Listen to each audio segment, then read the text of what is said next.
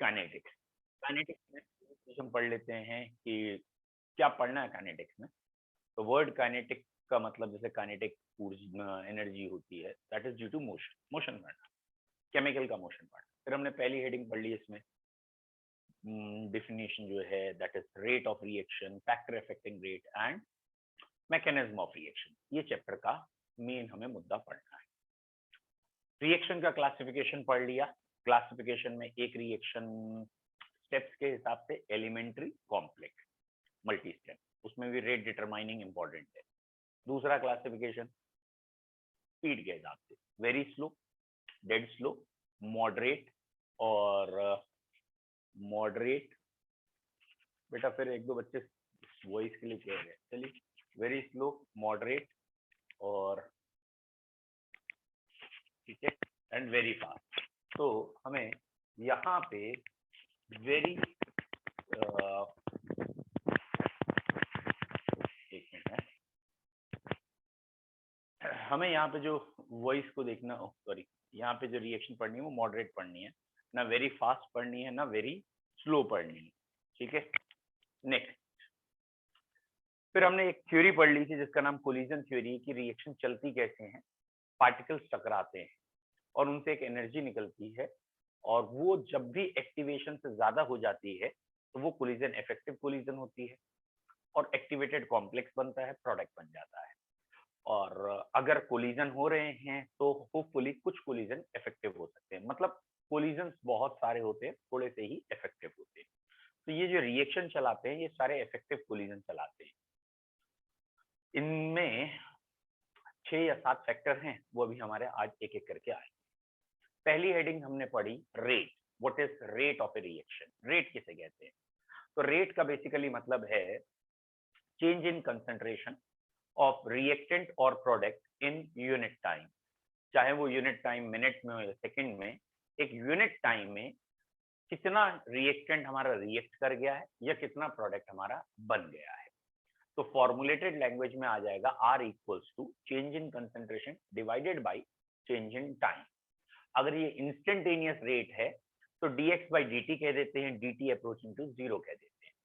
Reactants के expression में एक माइनस साइन लगाते हैं जिसे हम रेट इज डिक्रीजिंग कह देते हैं।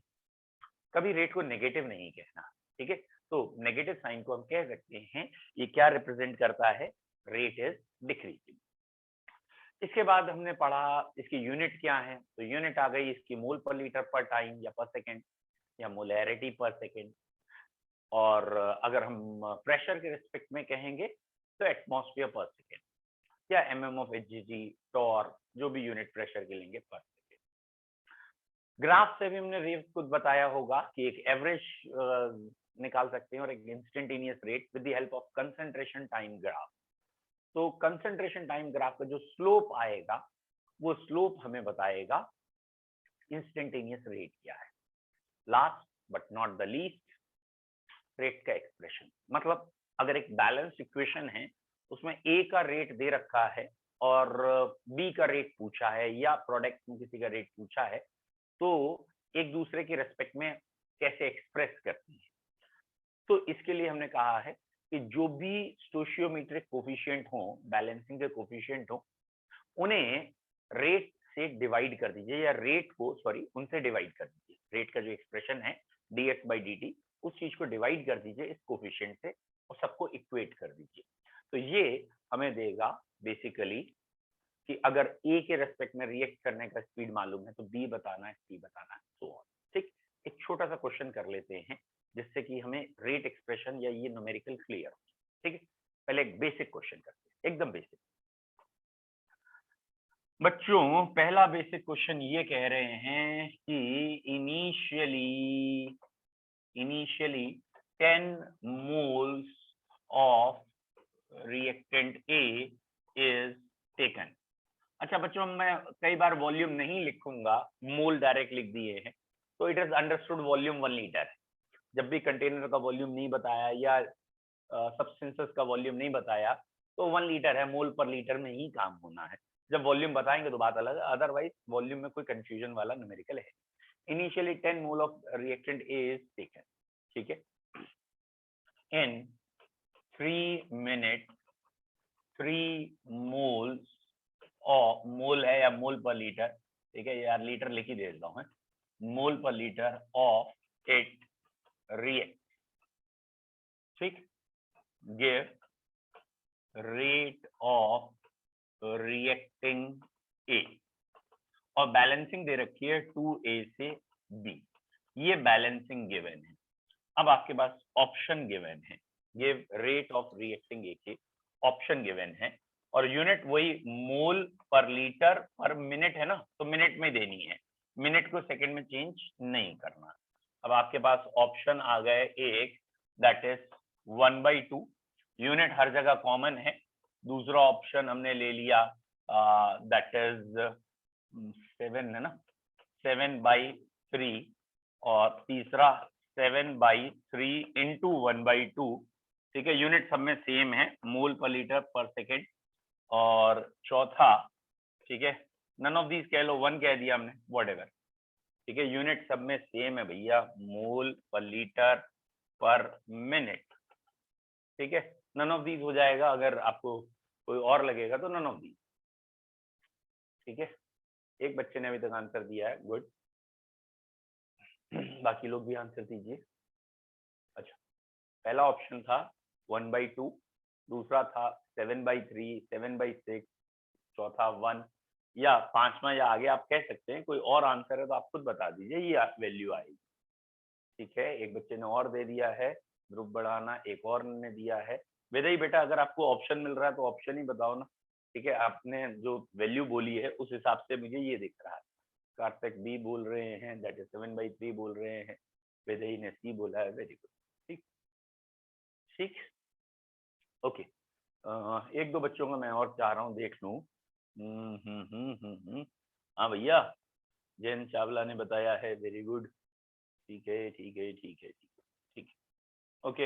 अनमोल अग्रवाल, ऋषि जैन, वेरी नाइस, चेतना, वेरी गुड, बहुत बढ़िया, बहुत बच्चे अच्छे बच्चे हैं, very good very good very good.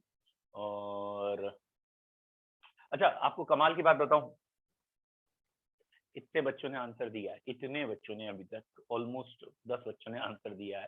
समझना बेटा, आंसर इसमें है, गलत नहीं है, इनमें है ऑप्शन, ऑब्वियसली ऑब्वियसली आंसर है। ओ वेरी गुड, एक बच्चे का आंसर सही आया, दूसरे का सही आया, प्रथम, जानवी, 2 बच्चों का आंसर सही आया।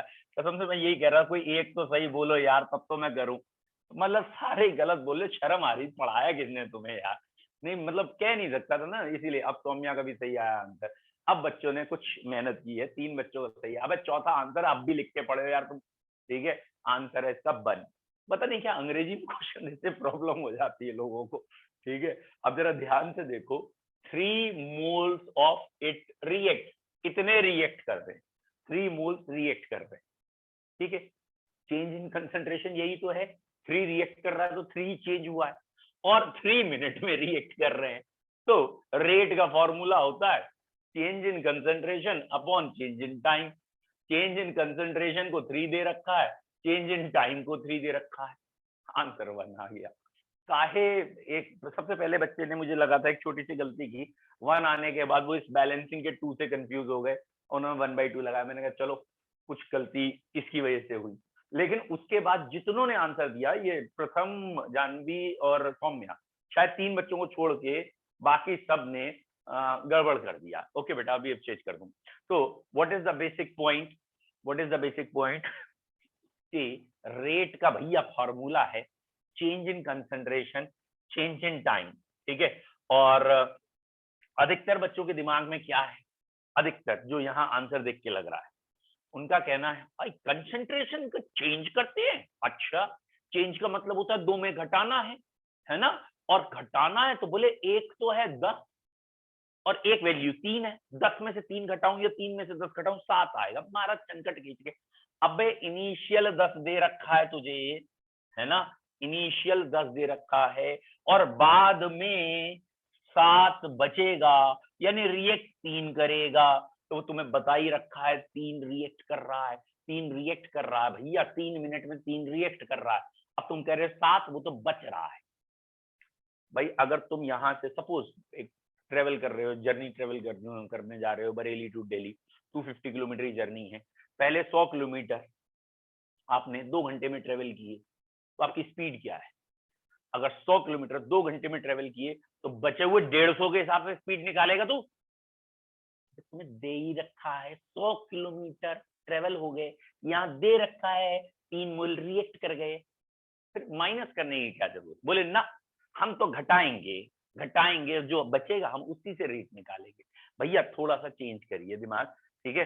व्हाट आई मीन टू से, रेक्टिफिकेशन से बाहर आइए। अधिकतर बच्चे रट लेते हैं खाली कि भैया यही होगा वही होगा, ऐसा नहीं है, ठीक है। एक दो बच्चों ने कहा कलर चेंज करने के लिए, इसलिए कर रहा हूँ, ठीक है। अब दिख रहा है साफ? ओके, तो पहला क्वेश्चन ये था और आई होप सो आपको समझ में आ गया हो कि कैसे करना है। और ये जो 1/2 का यूज कर रहे थे वो मैंने बता दिया आपको। 1/2 का यूज रेट के एक्सप्रेशन में कहीं नहीं है, मतलब जब किसी दूसरे के रेस्पेक्ट में निकालना तो उस कोफिशिएंट की जरूरत होती है, अपने लिए नहीं। फिर कर लेते हैं, एक दो क्वेश्चन और कर लेते हैं, कौन सी दिक्कत है? पापा का घर है हमारे। N2 + 3H2 = 2 NH3, ये इक्वेशन है, ठीक है। अब मैं शॉर्ट में लिख रहा हूं, rate of reacting hydrogen is, एकदम शॉर्ट में लिख रहा हूं, सरल क्वेश्चन दे रहा हूं, बहुत सरल। Rate of reacting hydrogen is 9 मोल पर लीटर पर second. Give rate of forming ammonia. अब भैया ये बहुत सरल क्वेश्चन इसलिए दिया है कि तुम्हारा भी थोड़ा कॉन्फिडेंस बिल्डअप हो, जे ना हो तुम्हें लगे यार हर क्वेश्चन हमसे तो गलत हो जाता, पता नहीं पढ़ाता कैसे है, इसलिए दिया कि ये कहूं देखा ये क्वेश्चन सही हुआ, देखा मैं नहीं पढ़ाया था। बताओ इसका उत्तर बताओ। Rate of reacting hydrogen is 9 मोल पर लीटर पर second. Give rate of forming of ammonia. Very fast, good. अब बढ़िया है, पहला आंसर ही सही है, सारे के सही आएंगे। ध्रुव, आयुष और कौन से तीसरा बच्चा? ओहो, प्रथम प्रथम प्रथम, गड़बड़ हो गए तुम बेटा, पिछली बार सही थे अब गलत हो गए। ईशान, मतलब कि रिवर्स चल रहा है, जब सब गलत देंगे तो हम सही आंसर देंगे, सब सही दे रहे हैं हम गलत देंगे, ठीक है। चलिए, तो इसका आंसर 6 है और 3 या 4 बच्चों का सही आंसर आ गया है और 1-2 का गलत भी आ गया है, ठीक है। तो अब ठीक कर लिया। तो व्हाट इज दिस, कैसे करना था भैया? मैं तो शॉर्ट फॉर्म में ऐसे लिखता हूँ, रेट ऑफ रिएक्टिंग हाइड्रोजन का 1/3 रेट ऑफ फॉर्मिंग अमोनिया के हाफ के इक्वल है, ठीक है। अब ये मत कहना -9, ये वो भैया वो -9 रेट के अंदर आ गया, dx/dt के अंदर आ गया, तो ये हमारी इक्वेशन है। और क्वेश्चन में दे रखा है रेट ऑफ रिएक्टिंग हाइड्रोजन, यानी इसकी वैल्यू 9 दे रखी है, तो 9/3 is equal to 1/2 rate of reacting ammonia. पूछा इतना है तो भैया ये इधर चला जाएगा, तो सिंपली ये 3 times 9 and then 3 2 times 6, 3 2 times 6, इसलिए आंसर 6 आएगा। आई होप सो अब ये क्वेश्चन आपको क्लियर हो, ठीक है। चलिए लास्ट वन, एक और क्वेश्चन कर लेते हैं। और हम कोई बहुत सिंपल क्वेश्चन कर रहे हैं, हम कोई मैथमेटिक्स नहीं लगा रहे कि हमने दे दिया 800t² + 400t + 3, ये है dx की value at time equal to t equal to 3 second, rate बताओ। तो भैया dx/dt करके रेट निकाला जाता है, तो हम वो वाले क्वेश्चन कर ही नहीं रहे, क्योंकि मैथमेटिक्स वाले बच्चों के लिए वो भी बड़ा ईजी है, ठीक है। पावर पीछे लाके कम करके जो भी है वो भी कर लेते हैं। अगला क्वेश्चन, ठीक है, लास्ट वन। अब इसके बाद हम आगे पढ़ना शुरू करेंगे, रेट का आखिरी क्वेश्चन। ये लिखा है बाबूजी, twice SO2 + O2 giving you twice SO3। Twice SO2 + O2 gives you twice SO3, ठीक है। और ये गिवन है रेट ऑफ रिएक्टिंग SO2, ये आपको गिवन है, और आपको निकालना है रेट ऑफ फॉर्मिंग SO3, है ना। चलो मैं इसको इधर से देना चाहता था, लेकिन चलिए अब जो हो गया उसके हिसाब से कर लेते हैं, ठीक है। तो ये ऑप्शन है फिर A, B, C और D है, ठीक। लिखें वैल्यूज, तैयार, गुड।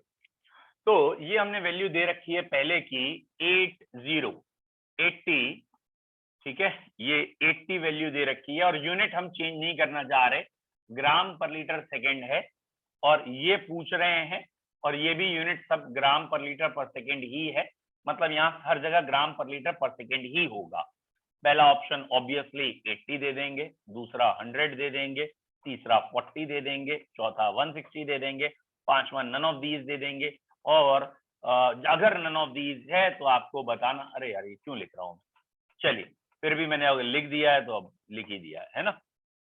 ओके नाउ, अरे अरे सॉरी मैं देख नहीं पाया। ठीक है, जिन बच्चों ने लिखा, सौम्या का देख लिया, जयंत का देख लिया, वेरी गुड।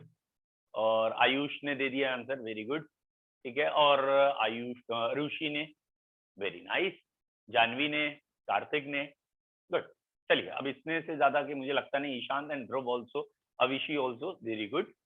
एंड मैक्सिमम बच्चों का आंसर आ गया शायद, आई होप सो। कोई एक आध रह गया तो वो भी लिख दे तो मुझे और अच्छा लगेगा। क्या फायदा मैं उसका नाम पढ़ के बोलूं, क्यों नहीं जवाब देते सांबा। अंश वर्मा जग गए हैं, और कौन कौन ऐसे हैं जो खाली सोने आए हैं यहाँ पे। नाम पढ़ता हूँ, ये कौन कौन जवाब नहीं दे रहे ना, इनको भी जगाना जरूरी है। मीटिंग में आते हैं जवाब नहीं देते, क्यों भाई क्यों। चलिए अच्छा हाँ, एक बात तो बताना भूल ही गया, बारातियों का स्वागत पान बारात से करेगी। एक का भी आंसर सही नहीं है, एक का। शर्म आ रही है, किससे पढ़ के आए हो भैया, किससे पढ़ के आए हो। अब आए आंसर सही, हाँ हड़काना पड़ता है। प्रथम का आंसर सही है और बाकी सबका गलत है। प्रथम यू आर वेरी गुड, खाली एक बच्चे का आंसर सही है, बाकी सबका गलत। प्रथम को गुड क्यों कह दिया, क्योंकि क्योंकि ग्राम में गिवन है, मोल्स में नहीं। यस, जब सबका सही होता है इस बच्चे का गलत होता है, जब सबका गलत होता है तो इसी का सही होता है। और इस बारी तो बाकियों ने भी, कईयों ने आंसर बड़ी जल्दी जल्दी लिखा और कईयों ने ए लिख दिया, कईयों ने 80 लिखा। एंड वेरी गुड, ये अच्छा पकड़ लिया है एक आध बच्चे ने, सिर्फ एक ही ने, बल्कि इस बारी एक ही बच्चा देख पाया ऐसे कि भैया ये इतनी बार यूनिट लिख रहा हूँ। नहीं मतलब प्रैक्टिकल सी बात है, अगर मैं यूनिट ये फिर ये फिर ये फिर ये फिर ये 6 बार लिख रहा हूँ, अंधा भी पढ़ ले, बाद में ये ना कहो हम तो जे समझे थे। और एग्जाम में भी यही होता है, स्पेशली कंपटीशन लेवल में एग्जामिनर बार बार शो करता है, हिंट देता है, ले बेटा गलती कर, ये गलती कर। फिर ब्रेन कहता है कि यार ये तो कॉमन सी बात है, ये हमारे लिए बच्चों खेल है। मतलब इवन अभी भी कई बच्चे यहाँ पे गलती करने के बाद कहेंगे ओह सिली मिस्टेक, बाद में ओवरकम कर लेंगे। ये धीरे धीरे ओवरकम होती है प्रैक्टिस से। अब आपसे जो गलती है उसे समझिए, ये 2 से 2 ये बात सत्य है, लेकिन ये मोल्स के लिए है, ये मोल्स के लिए। अगर 2 मोल रिएक्ट करेंगे तो 2 मोल बनेंगे, मोल्स के लिए। जबकि क्वेश्चन ग्राम में है और मोल को ग्राम में चेंज करेंगे तो इसके 1 मोल में 64 ग्राम आएंगे, तो 2 मोल में 2 इंटू 64 हो गया, और इसके 1 मोल में 80 है तो 2 इंटू 80। तो अब अगर आप देखेंगे इतने ग्राम से इतने ग्राम रिएक्ट कर रहे हैं, या इतने ग्राम जब रिएक्ट करते हैं तो इतने ग्राम बनते हैं। That means 2 into 64 gram when react, then 2 into 80 gram will form। ये SO2 है, ये SO3 है। तो फिर जब 1 ग्राम रिएक्ट करेगा तो कितने बनेंगे, और 1 के बाद शायद इस क्वेश्चन में 80 है, 80 रिएक्ट करेंगे तो कितने बनेंगे। ठीक है, तो यहाँ पे ये आंसर आ जाएगा, 2 से 2 cancel, 8 10 times 80, 8 10 times and 8 8 times 64, फिर 8 और था वो भी कट गया। तो इसलिए यहाँ 10 into 10 is 100 ग्राम पर लीटर पर सेकेंड इज द यूनिट। तो यहाँ ग्राम पर लीटर पर सेकेंड में 100 आंसर आएगा। जल्दबाजी में आपने आंसर लिखा है अधिकतर लोगों ने 80। जब मैंने कहा सबका गलत है तो एक आध निकल के पता नहीं कहाँ से आ गया 40 पे, बोले अच्छा ठीक है 80 नहीं तो मेरे 10 40 पे लगा दो। मतलब दुगना आधा कुछ कर लेते हैं। शायद उसे ये लगा कि ऑक्सीजन के पूछा है, शायद और कुछ लगा, तो उसने अपना आंसर चेंज किया, बट सॉरी टू सी गलत थे ना। अब भैया रेट के क्वेश्चन सिंपल भी बहुत सारे हैं बुक में, वो तुमसे अब बहुत आराम से हो जाएंगे। मैंने वो क्वेश्चन आपको करा दिए हैं जिसमें हम गलतियां करते हैं। अब जो एकदम ऑर्डिनरी क्वेश्चन है, दैट मीन्स कोई एक की वैल्यू दे रखी है, दूसरे तीसरे की पूछी है, 1 नंबर में बोर्ड में आता है, वो आपसे होंगे और गलती नहीं होगी। नेक्स्ट, अगली हेडिंग का नाम है किन किन फैक्टर्स पे रेट डिपेंड करता है। फैक्टर्स अफेक्टिंग रेट, रेट किन किन फैक्टर पे डिपेंड करता है। ओके, तो इसके समझना हमारे लिए आसान है, हमने कोलिजन थ्योरी पढ़ रखी है। बस दिमाग में कोलिजन थ्योरी हो, सारे क्वेश्चन या सारे फैक्टर्स 101% क्लियर हूं। कोलिजन थ्योरी क्या थी? एक बैरियर था, उसे कूद के जाना था। बैरियर तक जाने के लिए एक एनर्जी लेवल चाहिए थी, जिसे एक्टिवेशन एनर्जी चाहिए थी। बैरियर अगर नीचे आ जाए, भागने वाले बढ़ जाए, याद आया लिलीपुट, लिलीपुट भी भाग जाता है। तो वो सारे पॉइंट यहां लगाते। पहला फैक्टर का नाम है कंसंट्रेशन। कंसंट्रेशन, आई होप तो सारे बच्चे समझते हैं कंसंट्रेशन का मतलब क्या होता है। कंसंट्रेशन का मतलब होता है पर यूनिट वॉल्यूम मोल्स कितने हैं। कंसंट्रेशन का सेंस क्या है? दैट इज मोलैरिटी कह दीजिए। एक यूनिट वॉल्यूम में मोल्स कितने हैं। कंसंट्रेशन हाई है यानी यूनिट वॉल्यूम में मोल्स ज्यादा है। कंसंट्रेशन कम है तो पार्टिकल कम है, डाइल्यूट सॉल्यूशन। तो कंसंट्रेशन मोलैरिटी है। मतलब रेट कंसंट्रेशन पे कैसे डिपेंड करेगा? आई होप सो आपको रटना ना पड़े, आपको एकदम क्रिस्टल क्लियर हो। अगर यूनिट वॉल्यूम में पार्टिकल्स ज्यादा हैं तो कोलिजन भी ज्यादा होंगे, हर एक सेकंड कोलिजन ज्यादा होंगे, मतलब दैट इज कोलिजन फ्रीक्वेंसी। तो कोलिजन फ्रीक्वेंसी बहुत ज्यादा होगी, इसका मतलब इफेक्टिव कोलिजन ज्यादा होंगे। भाई पार्टिकल्स ज्यादा हैं तो उनमें एजिटेशन भी ज्यादा होगा, कोलिजन ज्यादा होंगे, इफेक्टिव कोलिजन ज्यादा होंगे, इसलिए रेट ज्यादा होगा। तो कंसंट्रेशन पे रेट डायरेक्टली प्रोपोर्शनल है। ठीक है, क्यों डायरेक्टली प्रोपोर्शनल है? अब ये समझ में आना चाहिए। कंसंट्रेशन पे रेट इसलिए डायरेक्टली प्रोपोर्शनल है क्योंकि जितनी कंसंट्रेशन ज्यादा होती है, पार्टिकल ज्यादा होते हैं, वहां कोलाइड भी ज्यादा करते हैं। मतलब दैट इज कोलिजन फ्रीक्वेंसी, यानी पर सेकंड जितने कोलिजन होते हैं कहीं और उससे ज्यादा होंगे। तो due to more collision frequency number of effective collision are also more, और इफेक्टिव कोलिजन है तो रेट ज्यादा है। अगर मैंने आपको कोलिजन थ्योरी नहीं पढ़ाई होती तो मैं आपको सरल भाषा में ये कहता, R is equal to change in concentration upon change in time, और इसको मैं कांस्टेंट मानते हुए यहां ले जाऊं, R proportional to change in concentration. जितनी कंसंट्रेशन ज्यादा चेंज होगी उतना रेट ज्यादा होगा। और वहां धीरे धीरे करके ना टीचर ये चेंज वर्ड खा जाता है, फिर वो क्या कहता है, अरे साफ दिख नहीं रहा, रेट कंसंट्रेशन के डायरेक्टली प्रोपोर्शनल है। और बच्चे भी इस पे ध्यान नहीं देते, वो कहते हैं हाँ सही तो कह रहा है यार, कंसंट्रेशन फॉर्मूले में ऊपर है, टाइम नीचे है, टाइम कांस्टेंट है, मतलब दो अलग अलग रिएक्शंस हैं और टाइम कांस्टेंट है, तो जिसमें कंसंट्रेशन ज्यादा उसमें रेट ज्यादा। एक्चुअली यहाँ कंसंट्रेशन है ही नहीं फॉर्मूले में ऊपर, यहाँ चेंज इन कंसंट्रेशन है, जिसमें ज्यादा मॉलिक्यूल रिएक्ट करेंगे। अरे ज्यादा किसमें रिएक्ट करेंगे? जिसमें कंसंट्रेशन ज्यादा होगी। क्यों? क्योंकि उसमें कोलिजन, इफेक्टिव कोलिजन ज्यादा है इसलिए। तो rate of reaction is directly proportional to concentration, ये डायलॉग आ गया, and it is due to more effective collision.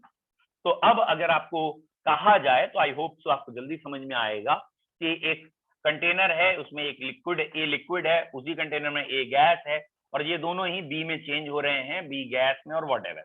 और कहा जाए कि सेम कंडीशन है, temperature, pressure, which reaction is faster, liquid वाली रिएक्शन या गैस वाली रिएक्शन? तो आंसर होगा गैस, क्योंकि गैस के पार्टिकल्स में एजिटेशन ज्यादा होता है, उसमें मूवमेंट ज्यादा होगा, कोलिजन ज्यादा होगी, एनर्जी ज्यादा होगी, प्रोडक्ट जल्दी बनेंगे इसलिए। ठीक है, तो इसलिए पहले का आंसर आपका ये आया है कंसंट्रेशन का फैक्टर। कंसंट्रेशन के फैक्टर में हम थ्योरी में क्या लिखेंगे? More the concentration, more the collision, therefore more will be the effective collision and hence more the rate of reaction। तो रिएक्शन का रेट क्यों ज्यादा है? क्योंकि यहाँ कोलिजन और इफेक्टिव कोलिजन ज्यादा होते हैं, इसलिए रेट ज्यादा होता है। बट एक छोटा सा पॉइंट इसमें याद रखना है, क्या? शायद आपको याद भी आ गया हो, तो बताओ भैया, ये CaCO3 टूट रहा है CaO और CO2 में, और सपोज हमने इसके 10 ग्राम लिए हैं 1 लीटर में, 1 लीटर कंटेनर में, फिर हमने 40 ग्राम ले लिए हैं 1 लीटर कंटेनर में। तो भैया विच हैज मोर रेट, 10 और 40, विच हैज मोर रेट? अगर CaCO3 10 ग्राम लेंगे तो रेट ज्यादा आएगा, 40 ग्राम लेंगे तो रेट ज्यादा आएगा, which has more rate? Okay, तो इसका आंसर शायद आप लोगों को समझ में आ गया हो, दोनों का रेट बराबर होगा। काहे बराबर होगा भैया? इसलिए क्योंकि 11th में हमने एक पॉइंट पढ़ा था कि इस फॉर्मूले में ये बार बार ब्रैकेट काहे लगाए जा रहे हैं भैया? इस फॉर्मूले में ये ब्रैकेट होता है एक्टिव मास, यानी रेट कंसंट्रेशन नहीं, एक्टिव मास के डायरेक्टली प्रोपोर्शनल होता है और एक्टिव मास सॉलिड का 1 होता है। 11th का पॉइंट है वैसे तो, सॉलिड का एक्टिव मास चेंज नहीं होता है उसके अमाउंट चेंज करने से। ध्यान से देखो, मैंने एक बार भी नहीं कहा मैंने यहाँ कंसंट्रेशन बदल रहा हूँ या कुछ ना, मैं क्योंकि मुझे एक्टिव मास को कहना था। तो एक्टिव मास सॉलिड का चेंज ही नहीं होता, वो कांस्टेंट ऑफ 1 रहता है। इसलिए एक छोटा सा पॉइंट याद रखना था कि जब भी सॉलिड रिएक्टेंट हो तो रेट इज कांस्टेंट, तो उसका रेट कंसंट्रेशन या सॉरी अमाउंट पे डिपेंड नहीं करेगा। मतलब सॉलिड ज्यादा लिया है या कम लिया है उस पर डिपेंड नहीं करेगा, ये याद रखना है। और अगर बाई चांस कभी गैसेस आ जाएंगी फॉर गैसेस, तो यहाँ पे याद रखना है rate is proportional to pressure. तो वहां प्रेशर ही बेसिकली, क्योंकि आप जानते हैं pressure and concentration are directly proportional, PV equal to NRT, P equal to CRT. तो कंसंट्रेशन ज्यादा है तो प्रेशर भी ज्यादा है। तो अगर हम गैसेस का प्रेशर के हिसाब से क्वेश्चन कर रहे हैं तो more the pressure more the rate. तो कंसंट्रेशन के पॉइंट में 3 बातें आ गई। पहली बात, rate is directly proportional to concentration in general cases, and it is due to increase in more effective collisions, due to effective collisions। फिर दूसरा point आया सॉलिड के लिए क्या है, तो आप कहेंगे no, in case of solid rate is constant, it is independent of the amount of the solid used, as active mass of solid is constant and it is independent on the amount taken। फिर तीसरा आया for gases rate is directly proportional to the partial pressure और the pressure of gas. जितना भी pressure ज्यादा होगा उतना rate ज्यादा होगा। तो ये हुआ पहला पॉइंट, कंसंट्रेशन। पहला पॉइंट क्लियर है? 1 टाइप करो, नहीं क्लियर है 2 और 3 टाइप करो, जो भी कुछ टाइप करो, जल्दी करो। क्या आपको रेट का पहला फैक्टर क्लियर है, दैट इज कंसंट्रेशन? गुड।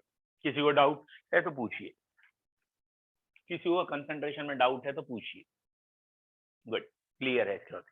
दूसरे फैक्टर पे आ रहे हैं बेटा। ओके, सेकंड फैक्टर है हमारा कैटलिस्ट।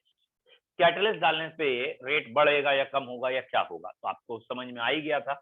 ये था हमारा ग्राफ और इस ग्राफ में कैटलिस्ट का ये कार्य होता है, यानी कैटलिस्ट जो है एक्टिवेशन एनर्जी को यूजुअली कम करता है।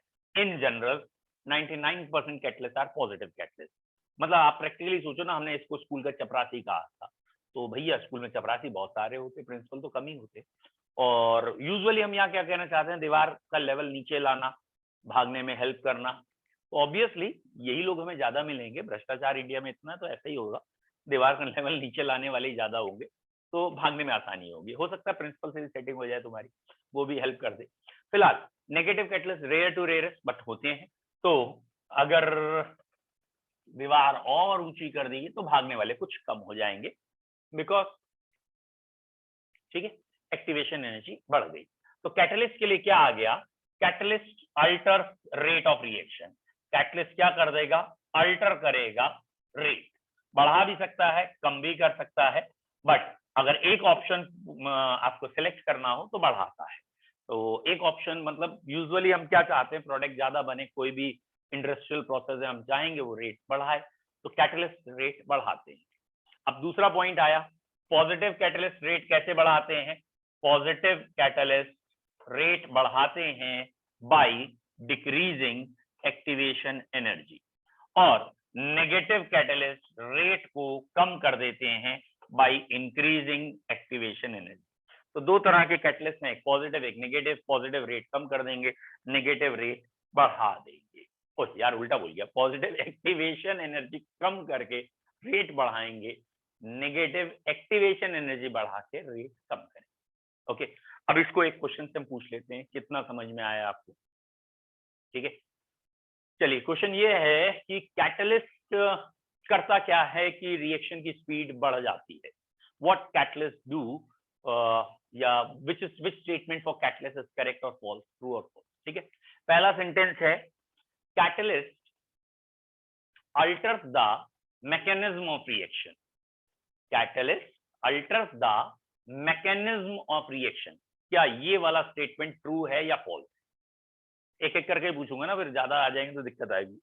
Catalyst alters the mechanism of reaction क्या? अरे यार फिर वही पूरी कहानी मत बोलिए, मैं पूछ रहा हूँ true false. Catalyst alters the mechanism of reaction. Very good, अधिकतर बच्चे समझ गए हैं, बिल्कुल सही बात है। कैटलिस्ट मैकेनिज्म ही बदल देता है, ये मैकेनिज्म ही है मेरे बच्चे। What is mechanism? यहां से यहां आना था, अब यहां नहीं आ रहा, वो यहां जा रहा है, तो बेसिकली उसने स्टार्टिंग चेंज कर दी, तो इसने पाथ चेंज कर दिया, alternate path. What is path? Mechanism. Mechanism किसे कहते हैं? तो मैकेनिज्म का मतलब होता है step wise representation of reaction. तो स्टेप बदल गए तो मैकेनिज्म बदल गई। तो catalyst changes mechanism of reaction. क्या कैटलिस्ट रिएक्टेंट की एनर्जी चेंज करता है या प्रोडक्ट की? Catalyst changes energy of which one, reactant और प्रोडक्ट, और बोथ और नन? दूसरा सेंटेंस आपसे पूछ रहा हूं, कैटलिस्ट किसकी एनर्जी चेंज करता है, रिएक्टेंट की, प्रोडक्ट की, बोथ या none? Very good Sanjana, definitely catalyst किसी की एनर्जी चेंज नहीं करता। क्या कर रहे हो यार, रिएक्टेंट की एनर्जी चेंज कर दे? अबे ग्राफ तुम्हारे सामने बना, यहां से ग्राफ शुरू हुआ, यहां ग्राफ खत्म हुआ, चाहे कैटलिस्ट आया चाहे नहीं आया, तो जहां से शुरू हुआ वहीं खत्म कर रहा है। क्या बात है, कैसे कह रहे हो एनर्जी चेंज कर दी? रिएक्टेंट की एनर्जी ये लिखी थी ताऊ, प्रोडक्ट की एनर्जी ये लिखी थी ताऊ, और कैटलिस्ट आया तो भी यही थी, कैटलिस्ट नहीं आया तब भी यही थी। या तो ये होता कि जब कैटलिस्ट आया तो ग्राफ मैंने यहां से शुरू कर दिया होता और खत्म करते समय यहां कहीं खत्म किया होता। तो भैया कैटलिस्ट ना तो रिएक्टेंट की एनर्जी चेंज करे, ना ही प्रोडक्ट की एनर्जी चेंज करे, इनकी एनर्जी चेंज नहीं करता, वो एक पाथ चेंज करता है। समझ में आई गो? ठीक है, चलिए। कैटलिस्ट किस रिएक्शन को कैटलाइज करता है? Catalyst कैटलाइजेस forward reaction, it catalyzes backward reaction, it catalyzes both forward and backward but unequally, it catalyzes both forward and backward but equally। चार ऑप्शन क्लियर है।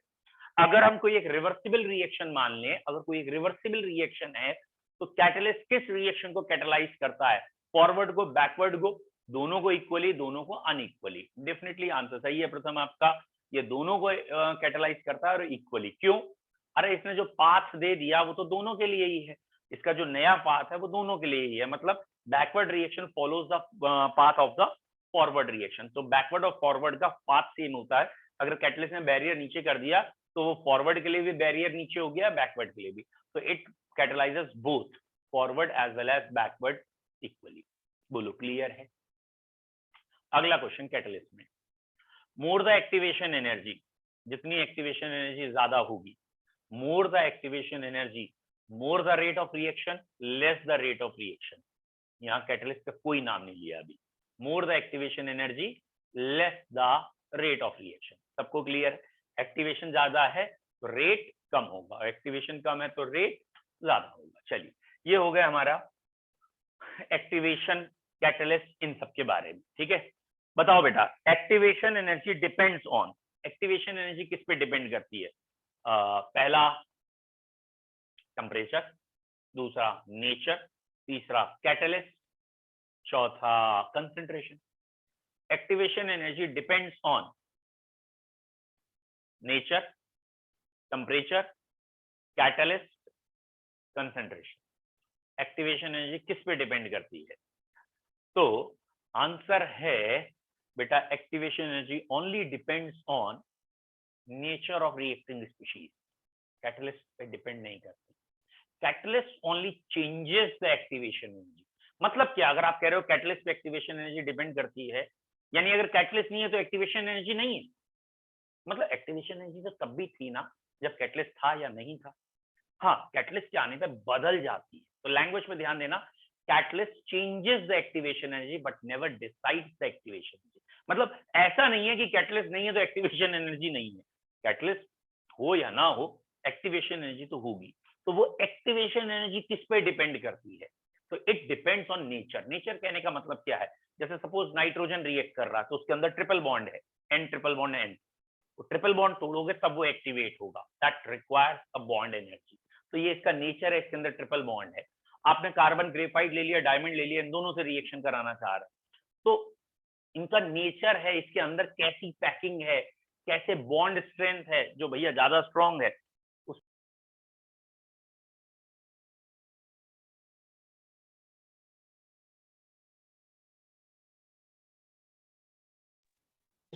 एक्टिवेशन एनर्जी कहने का क्या मतलब था, that is depending on nature. तो भैया पहला फैक्टर कंसंट्रेशन, दूसरा फैक्टर कैटलिस्ट, इन दोनों में कोई डाउट है तो पूछो जल्दी से।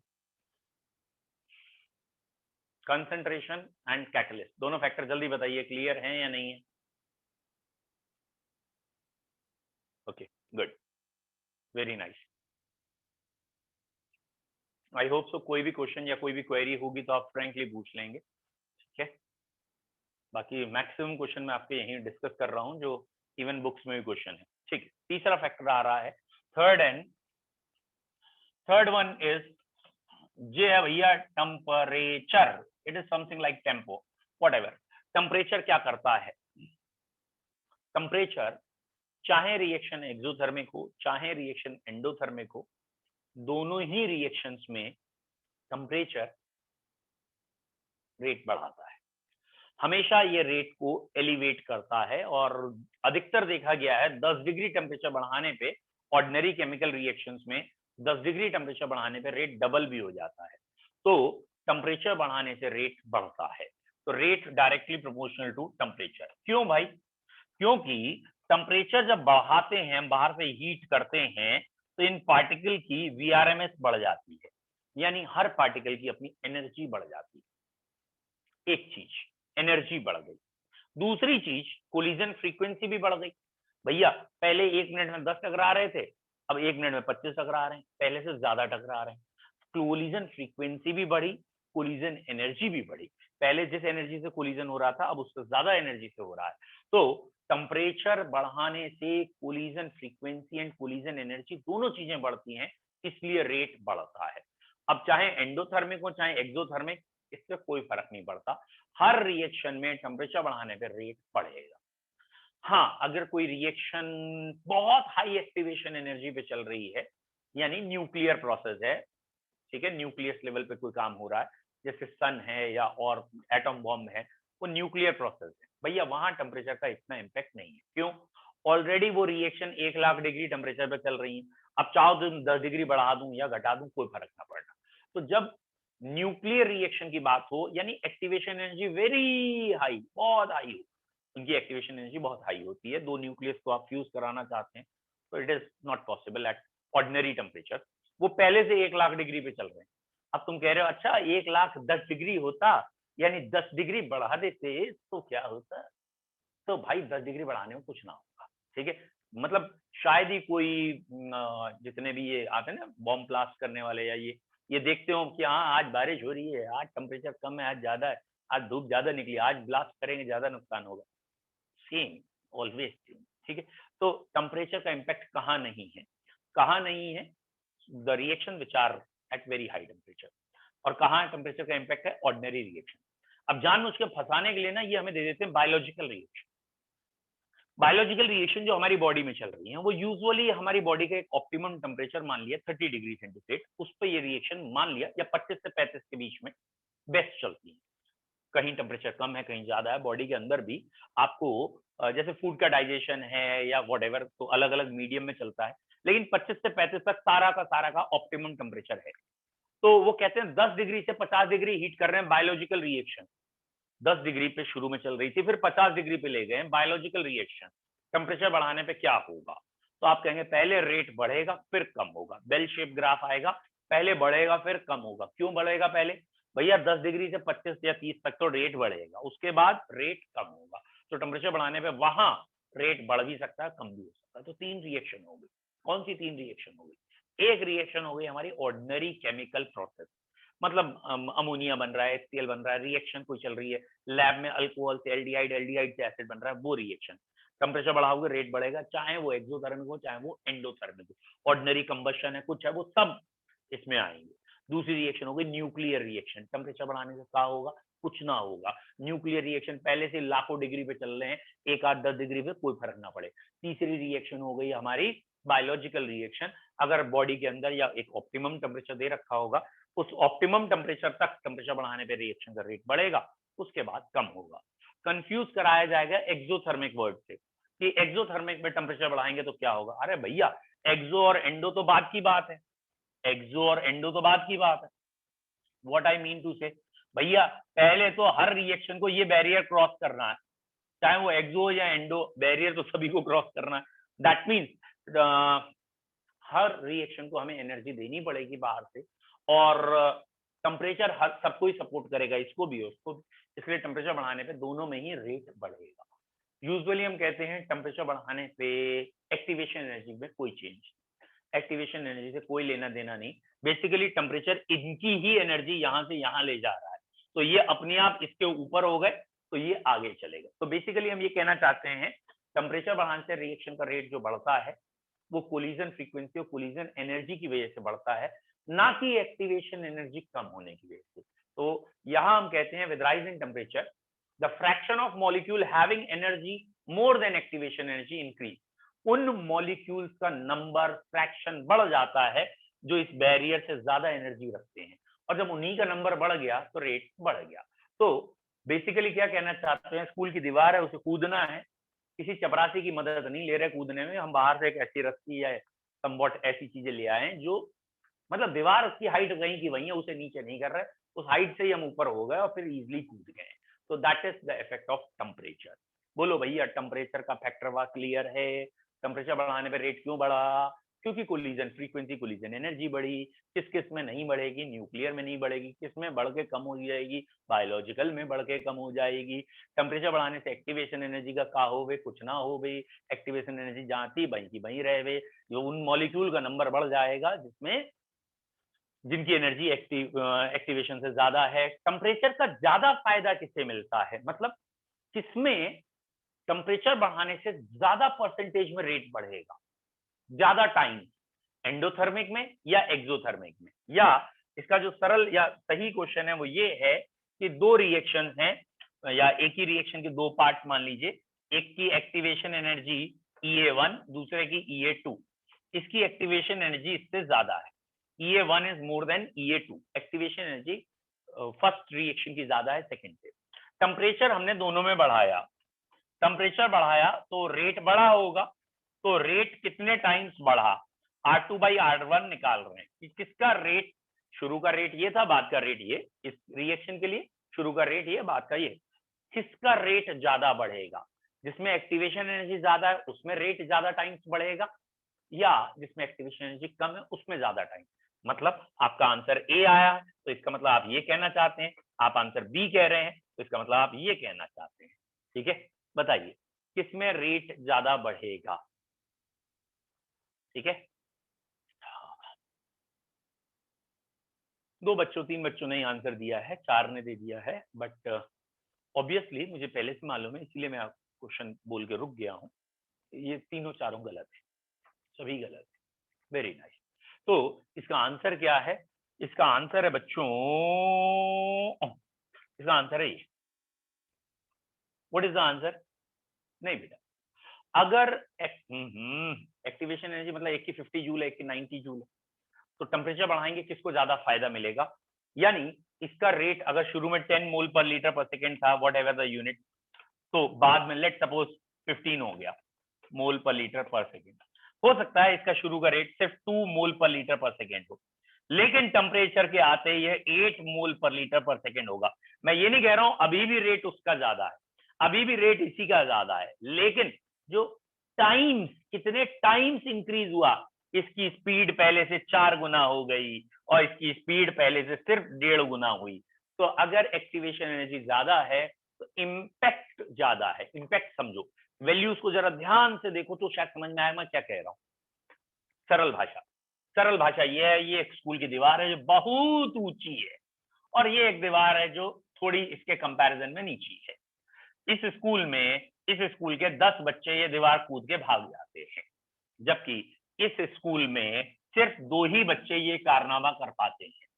अब बाहर से एक सीढ़ी का जुगाड़ हो गया, और जब सीढ़ी का जुगाड़ हो गया तो भागने वाले बढ़ जाएंगे। ऑब्वियसली यहाँ भागने वाले पहले से ज्यादा हो गए, 10 की जगह 15 हो गए, थोड़े से बड़े हैं, यहाँ 2 से 8 ही हुए, तो अभी भी यही भागने वाले ज्यादा हैं। लेकिन हमने पूछा था ग्रोथ का परसेंटेज किसमें ज्यादा है, तो भैया यहाँ 4 गुना हुआ है और यहाँ 1.5 गुना हुआ है, ये कहना चाहते हैं। तो more the effect of more the activation energy, more the impact of temperature. चलो बच्चों, टाइम हो गया है, आप लोगों की अगली क्लास है। Have a nice time, bye. Sir note send कर दीजिएगा। हाँ बेटा, नोट्स भी सेंड कर दूंगा। मैं चाह रहा हूँ थोड़ा और पढ़ा लूँ। एक्चुअली क्या है ना, वो नोट्स जब भेज देता हूँ कुछ तो नोट्स लेके बैठ जाते हैं तो थोड़ा सा गड़बड़ आगे पीछे होता है। चलो निकालता हूँ भेज।